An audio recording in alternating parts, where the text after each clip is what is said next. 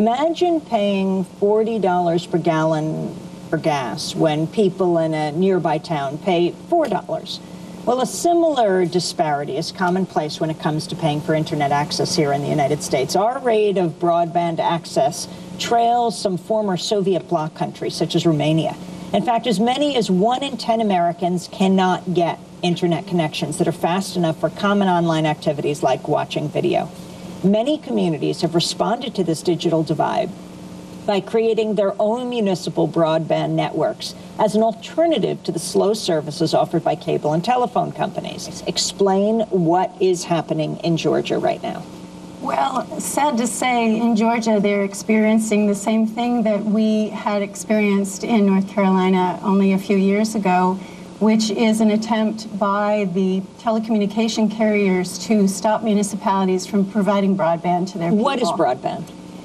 Well, I know what the companies would like them to believe broadband is, and what they think. Community broadband. A community broadband is the concept that the community gets involved in building the infrastructure to bring broadband to their residents and their businesses. Why aren't companies doing this? Well, they've admitted in public that in a lot of these areas they feel that there are not enough homes per mile, or that the people don't make enough money. And so it's really not worth their investment to bring broadband to those communities. So how does the community do it? Well, it takes a long time, actually. They typically study the environment very carefully. They have town hall meetings. They ask their own citizens and their businesses how they feel about investing in this kind of infrastructure. And then they make the step. Typically, they also talk to the incumbents and ask them if they would like to partner on the infrastructure. Incumbents meaning? AT&T, Time Warner Cable. So, Chris, how does this work? In fact, communities are not competing with these companies because they don't want to do it. Right. The thing to keep in mind is that we still have over 2,000 communities that provide their own electricity. So this isn't totally weird. We have a situation in which, in a number of communities, we have the equivalent of a dirt road. And we have the private companies are providing a dirt road, and a community says, we would like access to the interstate. And the company says, no, the dirt road is good enough. You should not be allowed to choose if an interstate is right for you.